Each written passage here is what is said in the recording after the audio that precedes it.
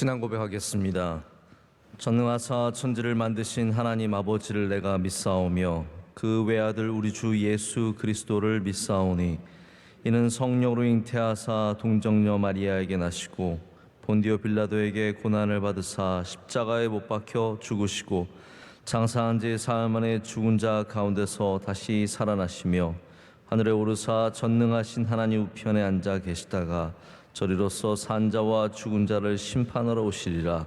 성령을 믿사오며 거룩한 공회와 성도가 서로 교통하는 것과 죄를 사하여 주시는 것과 몸이 다시 사는 것과 영원히 사는 것을 믿사옵나이다. 아멘. 이렇게 찬송가 286장 이렇게 찬송하시겠습니다.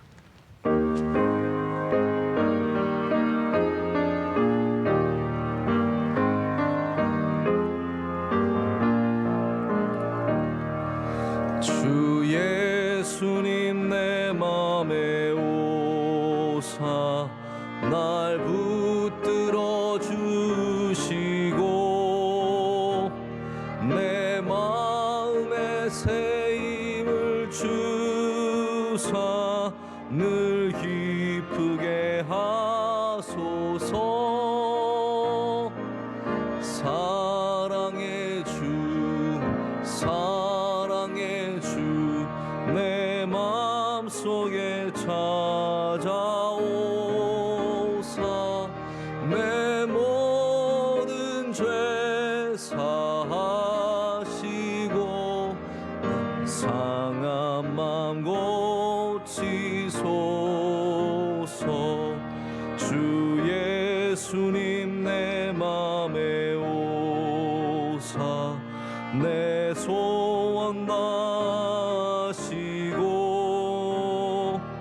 내 무거운 짐 맡아 주사 참 평안을 주소서.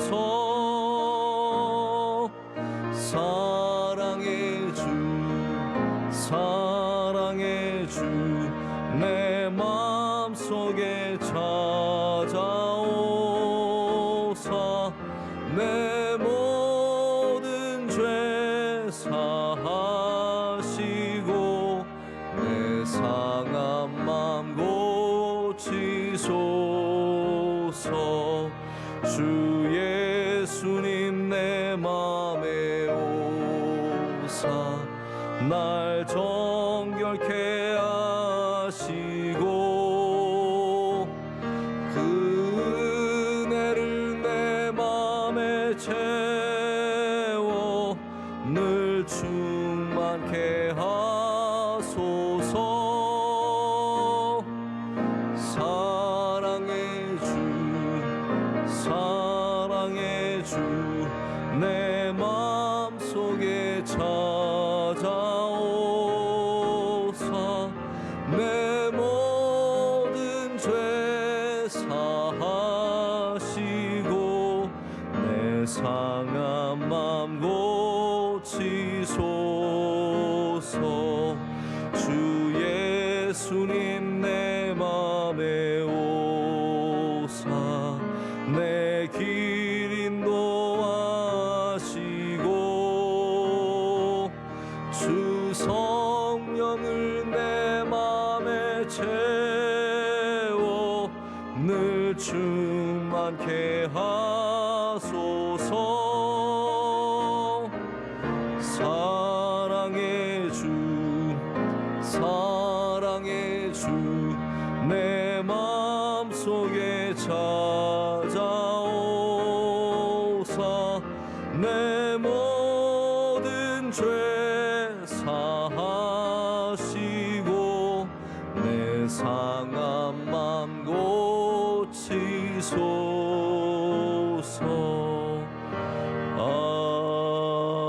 아멘.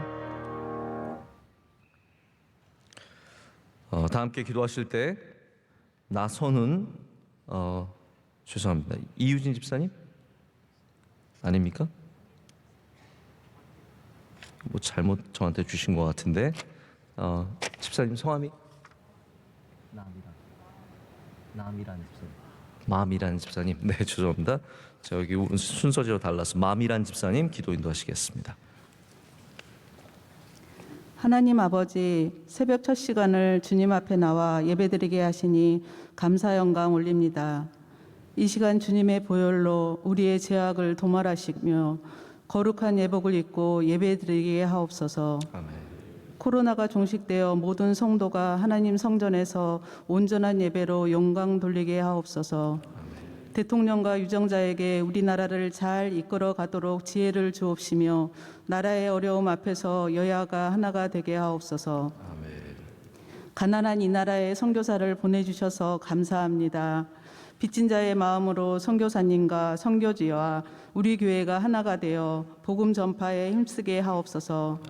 주님의 몸된 우리 교회가 주신 사명 잘 감당하게 하시며 담임 목사님, 원로 목사님 늘 성령 충만함과 건강을 지켜주셔서 하나님 기뻐하시는 사역으로 영광 돌리게 하옵시며 가정의 평안을 충만케 하옵소서. 아멘. 주일 예배에 하나님과 동행을 실천할 수 있는 말씀을 배우며 기쁜 마음으로 한 해를 시작하고 있습니다. 먼저 상처 주는 말을 했던 입술이 정결케 되기 위해 실천하게 하옵소서.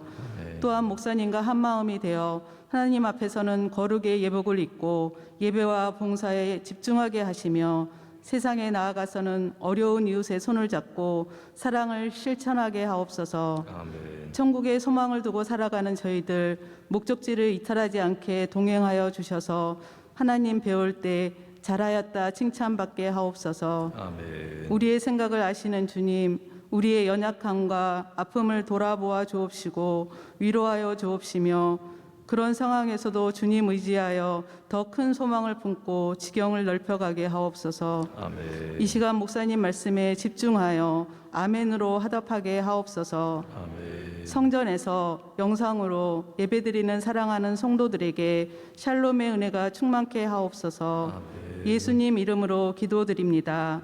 아멘. 아멘. 네, 기도 감사합니다. 함께 하나님 말씀 보시겠는데요. 요한복음 21장 15절에서 17절까지 말씀입니다. 21장 15절에서 17절 우리 세 절의 말씀입니다. 말씀이 조금 한 절 한 절 긴데요. 그래도 같이 처음부터 끝까지 이 말씀을 함께 읽겠습니다. 있습니다. 그들이 조반 먹은 후에 예수께서 시몬 베드로에게 이르시되 요한의 아들 시몬아 내가 이 사람들보다 나를 더 사랑하느냐 하시니 이르되 주님 그러하니이다. 내가 주님을 사랑하는 줄 주님께서 아시나이다. 이르시되 내 어린 양을 먹이라 하시고 또 두 번째 이르시되 요한의 아들 시몬아 내가 나를 사랑하느냐 하시니 이르되 주님 그러하나이다. 내가 주님을 사랑하는 줄 주님께서 아시나이다. 이르시되 내 양을 치라 하시고 세 번째 이르시되 요한의 아들 시몬아 내가 나를 사랑하느냐 하시니 주께서 세 번째 내가 나를 사랑하느냐 하심으로 베드로가 근심하여 이르되 주님 모든 것을 아시오매 내가 주님을 사랑하는 줄을 주님께서 아시나이다. 예수께서 이르시되 내 양을 먹이라. 아멘. 하나님의 말씀입니다. 제가 기도자 여기 올라온 게 다르네요. 지금 보니까 날짜가 12월 18일께 올라와 있어요. 근데 뭐 지난번에 예배 드릴 때는 바로 올라와 있었는데 왜 이렇게 올라와 있는지 모르겠는데요. 실수하신 것 같죠, 여러분? 실수는 용서해야죠, 그렇죠? 네. 자꾸 반복이 되면 안 되겠지만 당연히 뭐 그럴 수 있다는 당연히는 아닌 것 같아요, 이거. 네, 그렇지만 그럴 수 있다는 생각을 갖고 저도 조금 예민한 성격이 있어서 가끔씩 이제 교육자들이 반복되는 실수를 하면은 제가 좀 뭐라고 합니다. 근데 제가 항상 그때마다 제가 확인시켜 주는 게 있어요. 내가 목사님을 싫어서 그러는 게 아니고 혹시 마음에 안 들어서 그러는 게 아니고 기분 나빠서 그런 게 아니고 실수를 고쳐야 되기 때문에 오늘 제가 이렇게 일부러 이 이야기를 짚고 넘어가는 이유는 오늘이 바로 예수님께서 베드로의 그 모든 실수를 덮어주시고 용서해 주신 부분이 나오기 때문입니다. 여러분은 혹시 일을 망친 사람에게 실수한 사람에게 다시 일을 줄 수 있으시겠습니까?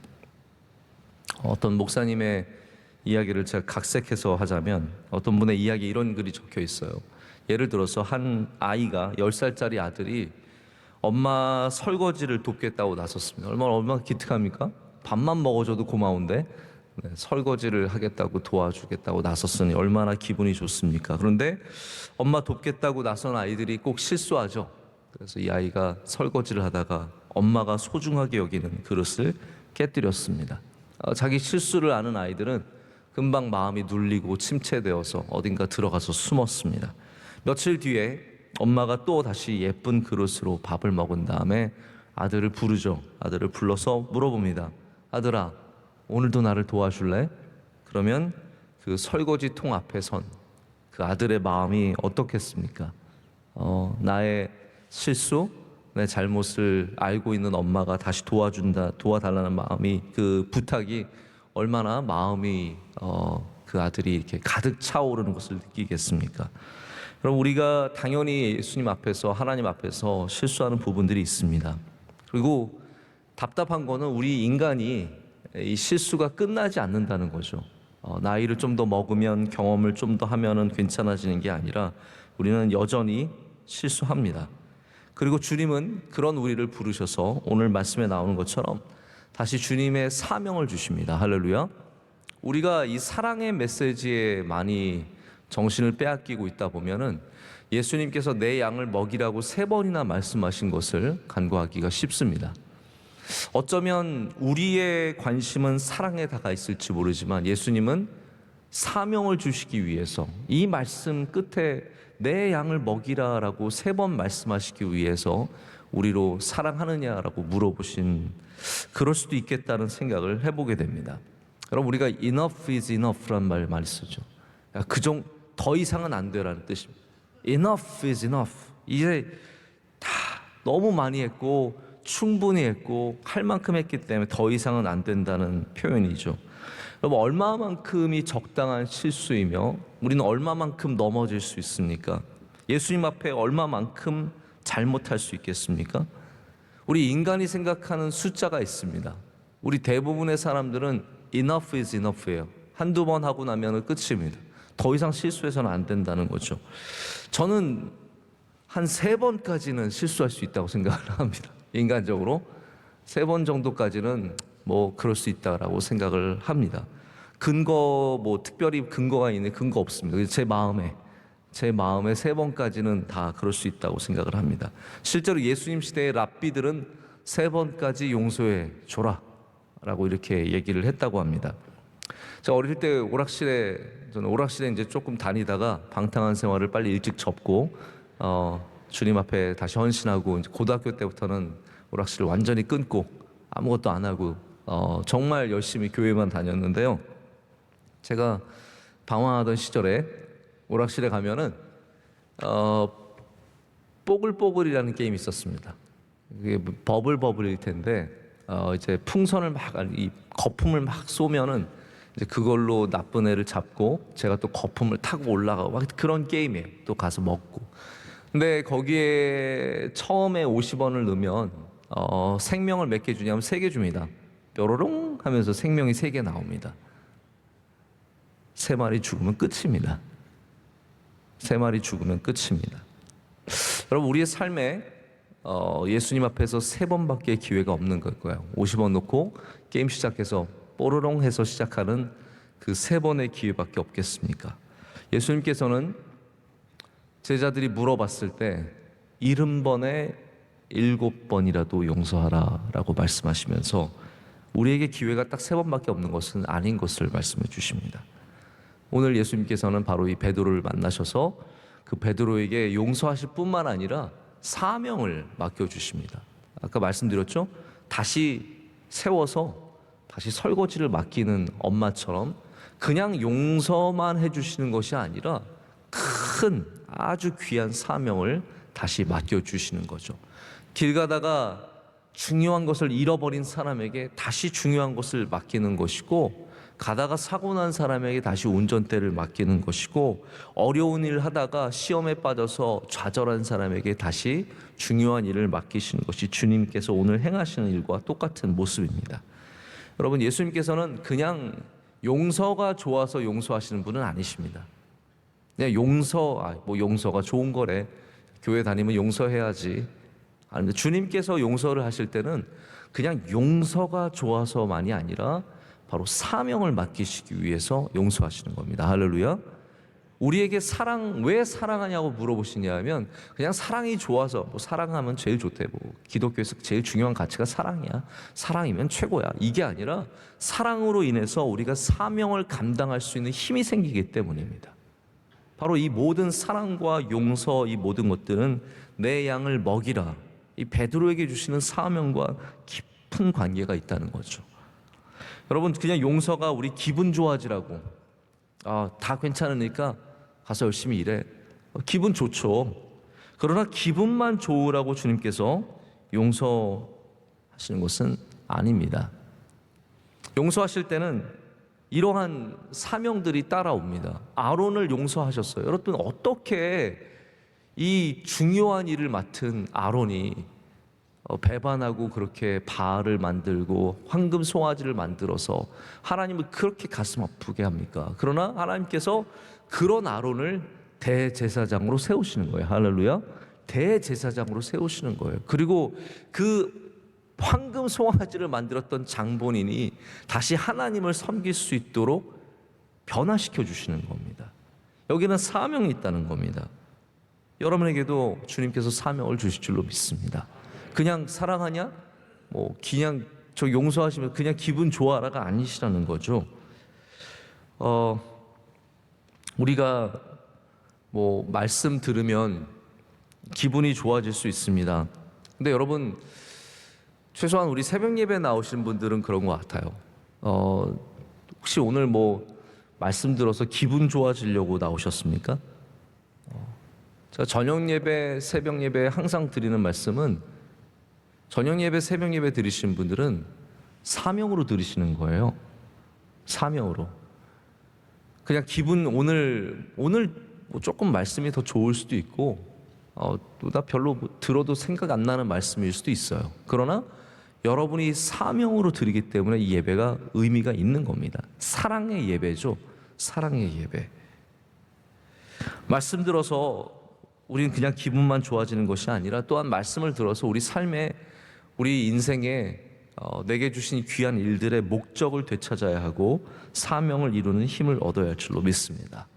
이 시대가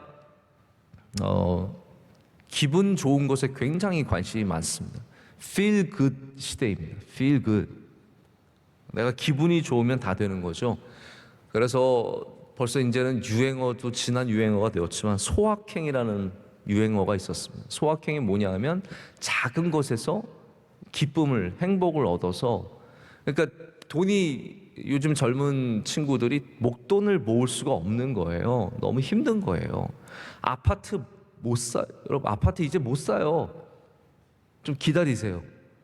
기다리면 다시 살 날이 올 수 있을지 모르겠는데, 제가 들어봐도 이런 상실감들이 크더라고요. 그때 미사에 그거 샀으면, 나 살 게 있었는데 그거 샀으면 지금 몇 억으로 올랐는데, 이런 거 얘기하면서 다들 너무 큰 상실감이 크니까 작은 것에서 만족감을 얻으려고 합니다. 그래서 커피 한 잔 마시면서, 그래, 인생 이런 거지 이러면서 커피 마시면서 기분 좋아하고, 자기가 먹고 싶은 음식 좀 비싸더라도 다른 거 큰 거를 누릴 수가 없기 때문에 비싼 음식을 가끔 사서 먹으면서 기분 좋아하고, 여러분들도 그럴 때 있으시지만, 내가 좋아하는 음악 잠깐 한 5분 정도 켜놓고 기분 좋은, 온 세상의 평안을 다 얻은 듯한 그런 기쁨을 누리기도 합니다.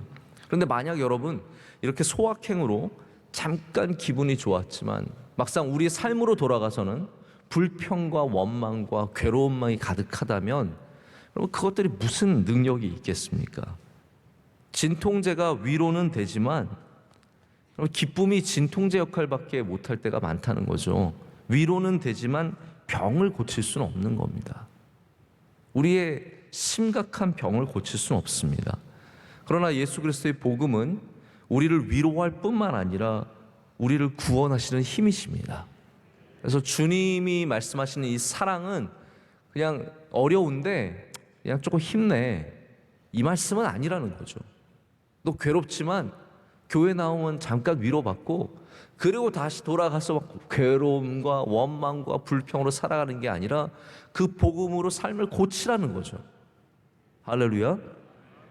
진통제 맞아서 조금 안 아픈 정도를 넘어서서 우리 삶에 있는 문제를 고치고 변화받고 이제 사명으로 다시 일어서서 나아가라고 하시는 말씀인 줄로 믿습니다.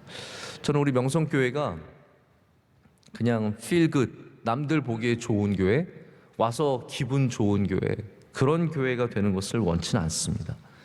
제가 이제 뭐 교인으로서 약간 이제 교인의 느낌이 있잖아요. 부목사로 섬길 때는 교인의 느낌이 있거든요. 그래서 교회를 다니면서 제가 뭐 이런 부분들은 좀 불편하니까 고쳤으면 좋겠다.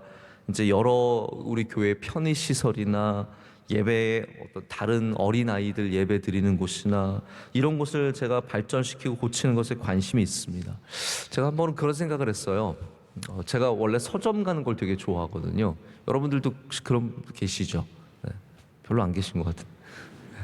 서점 가면 괜히 기분 좋잖아요. 왠지 내가 지식인인 것 같고, 네. 내가 왠지 굉장히 고상한 것 같고, 뭐 그래서 서점 가면 기분 좋아요.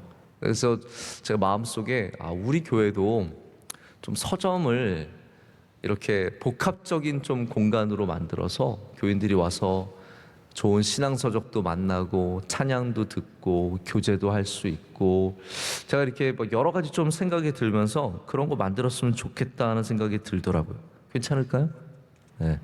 네. 원하시지 않으면 안 하고, 네. 저는 교회인들이 우리 교회에서 여러 곳에서 좀 앉아서 쉴 수도 있고 편하게 얘기 나눌 수 있는 그런 거 만드는 거 참 중요하게 생각을 합니다. 그러나 그게 우리 교회 사명은 아니에요. 와서 편리를 누릴 수도 있고 우리 신앙의 보탬이 되는 그런 일들은 있지만 그것이 우리 교회의 목적은 아니라는 겁니다.